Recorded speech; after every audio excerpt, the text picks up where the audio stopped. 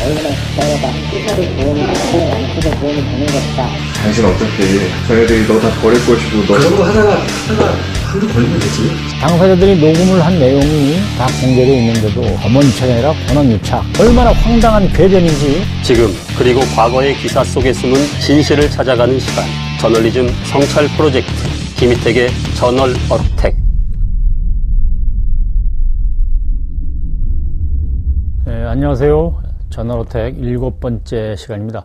지난 10월 7일 방송통신심의위원회 방송소위가 종합편성 채널인 채널A와 TV조선에 대해서 법정 제재를 결정했습니다.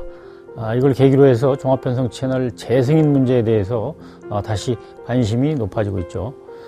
방송통신위원회는 지난 4월에 채널A와 TV조선을 재승인하면서 조건을 걸었는데요.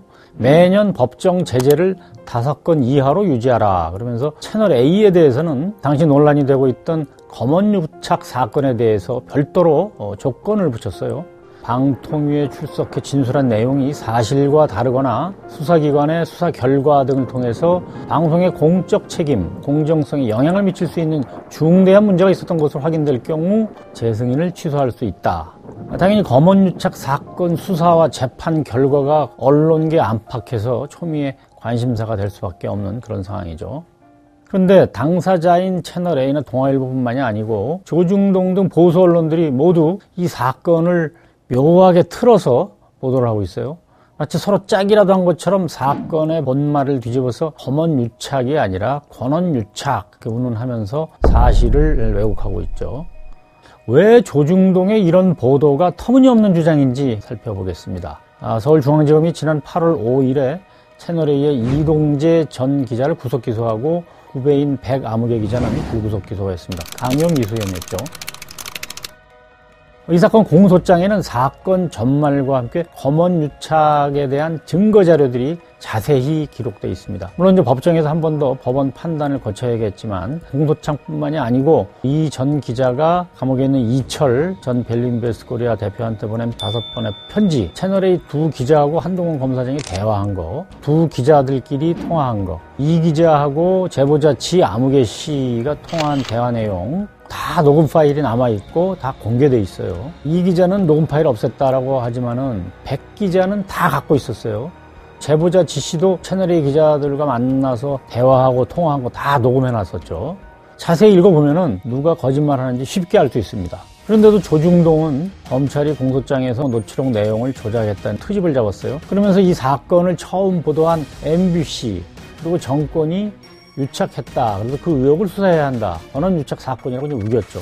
일부 평론가들도 여기에 넘어갔는지 어용 매체들이 권력과 유착해서 공작 정치를 벌였느냐 하면서 조중동이 짠 프레임 그대로 권언유착이라고 주장을 하고 있어요. 그런 주장이 얼마나 황당한 궤변인지 구체적인 증거 자료를 통해서 낱낱이 밝혀보겠습니다. 이동재 기자는 수감 중인 이철 전 대표한테 2월 14일부터 3월 10일까지 5번 편지를 보내죠. 이 전 대표 대리인으로 나서는 지아무개 씨하고는 2월 24일 날 통화를 하고 다멘타임스 동대 입구점에서 처음 만나고 3월 22일 날 채널A 사무실에서 모두 3번을 만나게 되는 겁니다. 이 기자는 후배 백 기자와 함께 한동훈 검사장하고 2월 13일 날 부산고검 한 검사장 사무실에서 만나가지고 이 사건에 대해서 대화를 하죠. 그 뒤에도 15번이나 통화를 하고 보이스톡 3번, 카카오톡 문자 메시지를 포함해서 327번을 서로 연락을 취한 걸로 이제 공소장에 나옵니다. 이 사실이 보도되자 기자들이 먼저 기사 링크를 보내서 의견을 묻는 경우가 많아서 취재활동 차원의 메시지가 오갔을 수 있다. 경향신문과 한겨레 기자들과 주고받은 메시지는 더 많았을 거다. 이렇게 주장을 했어요. 근데 과연 그럴까요? 자세히 한번 따져보죠. 당신 어차피 자네들이 너 다 버릴 것이고 너 그런 거 하다가 한두 걸리면 되지. 2월 13일 한 검사장 사무실에서 그런 거 하다 한 건 걸리면 되지. 그 대화한 다음 날 첫 번째 편지를 이철 전 대표가 있는 서울 남부교도소로 보냅니다. 2월 19일 2차, 21일 3차 편지를 보냈는데 그 내용은 유시민 이사장 등 정관계 핵심 인사들한테 얼마나 줬는지 궁금하다. 비리 정보들을 진술하지 않으면 더 무거운 처벌을 받을 수 있다. 그런 내용인데요. 24일 날 이 기자하고 제보자 지 씨가 처음 통화를 하고 25일 타멘타임스 동대 입구점에서 처음 만납니다. 대화 중에 주목할 내용이 있는데요. 검찰 고위 관계자랑 통화한 걸 녹음을 해서 들려드릴 수 있는 정도는 된다. 고위관계자 얘기를 처음 꺼내요. 그 다음날 4차 편지를 다시 보냅니다. 검찰 고위층 간부와도 직접 컨택할 수 있다 이렇게 썼죠. 이렇게 얘기가 진행되는 사이에 이 기자는 한동훈 검사장하고도 9번 통화를 하고 보이스톡 통화 1번 하고 카톡 문자는 무려 172번 교환하는 걸로 공소장에 나옵니다. 이 다음부터가 중요한데요. 3월 6일 날 제보자 지씨가 이 기자한테 문자를 보냅니다. 약속한 부분이라는 것은 검찰과 함께 진행하자 뭐 이렇게 약속한 것이 부정돼 있어서 일의 진행이 더 이상 어렵겠다 이렇게 문자를 보내니까 그 다음부터 이 기자하고 한 검사장이 상당히 분주하게 움직이는 것 같습니다. 3월 10일 오전 11시 23분부터 10분 41초 동안 이 기자가 한 검사장하고 보이스톡 통화를 해요. 그러면서 그 직후에 11시 36분에 이 기자가 지씨한테 문자를 다시 보내죠. 논의한 부분에 대해 진전된 부분이 있으니 다시 만나자. 그리고 후배 백 기자한테 전화를 하는데 그 직전에 한 검사장하고 보이스톡 통화한 내용을 그대로 전화를 해주는데요. 기자사회에서 같은 팀원들 사이에 정보를 교환하는 필수적인 절차죠. 내가 기사 안 쓰면 그만인데 위험하기는 못하겠다. 아직 아무것도 못 받았다. 그렇게 했더니 한동훈이 일단 그래도 만나보고 나를 팔아 이렇게라고 했다. 윤회 최측근이 했다. 이 정도는 내가 팔아도 될 것 같다. 한동훈이 그렇게 해도 된다고 그랬다. 이게 후배 기자한테 한 얘기예요. 그날 바로 5번째 편지를 감옥으로 보냅니다. 지인분과 이야기 나눴던 부분 중 상당 부분이 해결됐습니다. 한동훈이 자기를 팔라고 했으니까 그야말로 자신감을 갖고 편지를 보낸 거겠죠. 이 대화 내용대로라면은 이 기자보다 한 검사장이 더 적극적으로 나섰다고 봐야 될 것 같아요. 위험하기는 못하겠다는 기자한테 그래도 만나고 나를 팔아 이렇게까지 하면서 등을 떠미는 거니까요. 그런 3월 11일 5차 편지가 교도소에 도착하고 이틀 뒤인 13일 이 기자하고 지씨가 같은 장소에서 두 번째로 만납니다. 그 자리에서 바로 한 검사장하고 통화 녹취록을 보여주죠. 한 검사장이 시킨 대로 한동훈을 판 거죠. 중요한 대목이 나오는데요. 여기 들어가가지고 다시 나한테 알려줘. 우리로서 때문에 그런 입장을 전달해 줄 수는 있어. 그런데 이렇게까지 했는데도 19일 날 지씨가 다시 튕깁니다. 이 대표는 제보 요구에 응하지 않고 검찰 조사에 당당히 임하겠다고 한다. 그래서 거절의 뜻을 담아서 문자를 보내는데요. 그 다음 날 이 기자하고 한 검사장이 한 발짝 더 깊숙이 들어가는 것 같아요. 이 기자가 2시 10분부터 7분 13초 동안 한 검사장하고 통화를 해요. 그러고 나서 그 직후에 2시 20분께 제보자 씨한테 문자를 보냅니다. 전화 부탁드립니다. 저도 다 말씀드릴 테니. 그러고 나서 2시 40분께죠. 후배 백 기자한테 전화를 하는데 이번에도 역시 한 검사장하고 통화한 내용을 공유를 하는 거죠. 이건 기자들의 당연한 일입니다. 내가 한동훈한테는 아예 얘기를 해놨어. 어떻게 돼가요? 묻는 거야. 그래서 자꾸 검찰하고 다리 날라고 한다. 그랬더니 그래 그러면 내가 놔줄게. 그러는 거야 갑자기. 내가 직접 아니 나보다는 범정이 하는 게 낫겠다. 막 이러는 거야. 내가 녹음을 했다. 생각해보니까 이어폰으로 들려주면 될 것 같아. 물론 이동지 기자고 한 검사장이 통화한 내용을 직접 녹음한 게 아니라서 두 사람의 통화 내용을 정확하게 전했다고 단정적으로 얘기할 수는 없겠죠.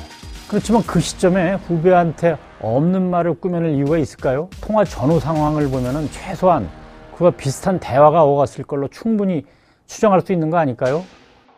그리고 다음 날인 21일 오후 3시 51분에 지씨한테 전화를 하죠. 검찰 고위층하고 통화 녹음 파일 들려주겠다. 뭐 그런 취지로 얘기를 한 거예요. 바로 다음 날 22일, 3월 22일에 채널 A 사무실에서 지씨를 만납니다. 그리고 이 자리에서 통화 녹음을 직접 들려주고 그 내용이 적힌 녹취록도 보여주고 그 녹취록 내용을 지씨가 읽으면서 다 녹음을 하죠. 그다음에 언론에서 때려가 당연히 반응이 되고 수사로 도움이 되고 이거는 당연히 해야 되는 거고 양측에 도움이 되는 것이다. 어차피 사건이 드러나니까 가족이나 와이프 처벌하고 하는 부분 정도는 어느 정도 될 수 있을 것 같아요. 당연히 좋은 방향으로 가지. 기본적으로 보면 검찰과 한 배를 타는 건데 검찰 쪽에 연결해 줄 수도 있지. 제보해. 그 내용을 가지고 범정을 접촉해. 그걸 가지고 우리랑 대화하고 싶다면 확실하게 믿을 만한 대화의 통로를 핵심적으로 연결해 줄 수도 있는 거지. 유시민 이사장 등에 대한 비리를 불면은 확실하게 믿을 만한 통로를 연결해 주겠다. 즉 검찰의 얘기를 좋은 방향으로 가게 해주겠다. 뭐 그런 내용이죠. 총선을 앞둔 시점에 이런 여권에 타격을 주는 취재를 시도를 했다는 점에서 정책 목적이 있었던 게 아닌가 하는 그런 의심도 듭니다. 조중동이 이 내용에 대해서 어떻게 보도를 했는지 한번 봅시다. 검찰이 8월 5일 채널A 기자들을 기소하면서 한동훈 검사장의 공모 혐의는 일단 제외를 했죠. 아마 휴대폰 포렌식 작업도 안 끝나고 해서 마무리를 못한 걸로 봐야 되겠습니다. 근데 조중동은 이걸 트집 잡아서 이렇게들 썼어요. 검언 유착이라더니 한동훈과 공모 못 밝힌 검찰. 조선일보. 헛발질로 끝난 검언 유착. 이제 정권과 MBC의 공작 수사하라. 조선일보 사설이죠. 채널A 의혹 한동훈 공범 적시 못하면서 검언 유착이라니. 중앙일보. 추미애 장관이 말한 검언 유착 어디 갔나. 사설이고요. 채널A 전 기자 공소장에 회사 차원 개입이나 검찰과 공모 내용 없다. 동아일보. 제보자 MBC 고발 관련해서 중앙정부 수사는 지지부지. 앞에서 다 봤듯이 한 검사장이 나를 팔아면서 부추기고 수사팀에 다리 놔주겠다고 하면서 나선 사실이 파일에 다 나와 있죠. 다만 그 내용이 이 기자가 전하는 전원 형식으로 돼 있어서 법적으로 증거 능력을 갖지 못한다는 게 이제 약점이었는데, 제보자가 들었던 한동훈 검사장의 음성 녹음도 이 기자가 다 없애버렸고, 그래서 수사팀이 한 검사장하고 육탄전을 벌이고 휴대폰 포렌식까지 하면서 직접 증거를 잡으려고 했던 거죠. 그런데 기자는 검사가 아니죠. 검사는 법정에서 쓰일 증거를 수집해야 하지만은 기자는 뭐가 진실인지 최대한 확인해서 진실에 가깝게 사실 보도를 하는 게 사명입니다. 법적 증거 능력을 갖지는 못했지만은 채널A 기자들끼리 대화하고 그 전에 있었던 이동재 한동훈 통화, 또 이 기자가 제보자에게 들려준 녹음 파일과 녹취록 등을 다 종합해 보면은 한 검사장이 얼마나 개입했는지 잘 알 수 있죠. 그리고 또 MBC의 취재 시도가 들킨 뒤에 채널A 기자가 한동훈 검사장한테 전화를 해서 녹음 파일 없다고 말을 맞추고, 한 검사장은 채널A 기자하고 통화한 적 없다고 거짓말하고, 이동재 기자는 휴대폰이나 노트북에 남아있는 기록들을 다 지우고, 제보자에게 들려주는 한 검사장의 음성을 감추기 위해서 재녹음을 해서 포기는 방안까지 짜내고, 이 모든 정황을 다 종합해보면은 초등학생이라도 누가 거짓말을 하는지 금방 알 수 있는 거 아닙니까? 그런데도 조중동은 몇 가지 지엽적인 사실을 트집 잡으면서 이 사건의 진실을 완전히 180도 거꾸로 뒤집어서 권언유착 사건이다 이렇게 이름 붙이는 식으로 해서 프레임을 바꾸려고 시도를 하고 있어요. 최광욱 의원, 황혜석 변호사와 같이 페이스북에다가 작전 들어간다 뭐 이런 글을 올리고 이걸 시비 삼아서 권언유착 근거 이렇게 주장을 하지만은 페북에 공개적으로 까발리면서 하는 그런 작전이나 유착이 있을 수 있을까요? 그리고 또 MBC 취재기자가 이 사건 이전에 황희석, 최강욱, 민병덕을 포함해서 여권의 정치인 그 누구와 연락한 적도 만난 적도 없습니다. 알겠습니다. 예, 제 핸드폰 내역을 그래서 다 이미 제출을 했고요. 아, 통화 내역을? 예. 자료로도 입증이 되는 사실입니다. 또 KBS가 보도한 내용, 이 전 기자가 총선에서 야당이 승리하면 윤석열 총장이 힘이 실린다는 등 유시민 이사장 관련 취재 필요성을 언급했고, 한 검사장은 돕겠다는 의미 말과 함께 독립성 없대했다. 나중에 방통심위에서는 제재까지 했죠. 물론 이제 녹취록에 정확하게 그런 워딩이 없었으니까 오버는 맞긴 맞지만 말 그대로 오버일 뿐이죠. KBS가 오버했다고 해서 검언유착 사건이 권언유착 사건이 되는 건 아니죠. 또 한상혁 방통위원장이 문화방송 첫 보도를 사전에 알았다, 그거를 변호사가 주장을 했는데, 권 변호사 주장 자체가 사실이 아닌 걸로 밝혀져서 조선일보, 중앙일보 모두 정정보도 했잖아요. 수사를 맡은 정진웅 부장검사 그리고 한동훈 검사장이 몸싸움 벌였다고 해서 검언유착 사건의 본질이 바뀌는 건 아니라고 봐야죠. 근데 조중동은 이런 격가지 사실들을 대서특필하면서 검언유착이 아니라 권언유착이라는 억지 프레임을 만들려고 하고 있어요. 아마 언론사에 남을 시대의 왜곡 보도가 되지 않을까 그렇게 생각됩니다.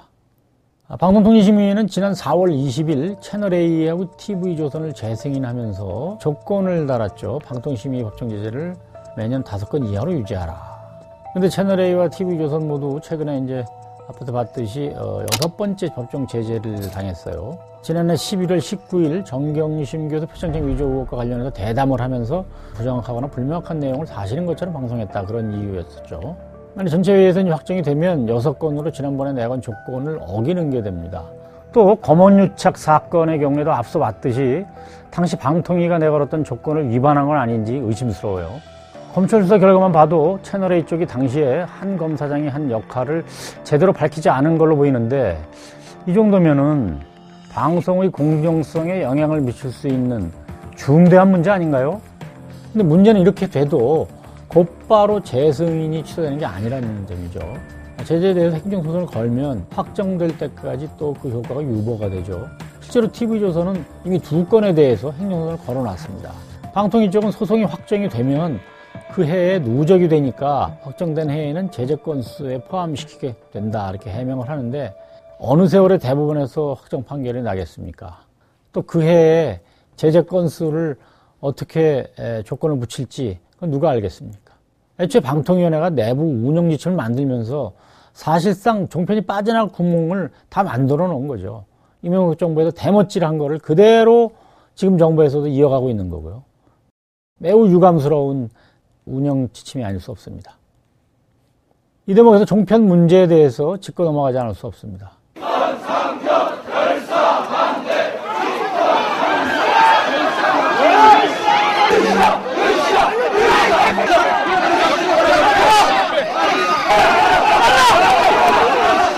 방송국 인구 개정법 여론에 대한 수정안을 가결되었음을 선포합니다. 종합편성 채널이 이명박 정권 당시 날치기를 통해서 탄생은 다 아실 겁니다.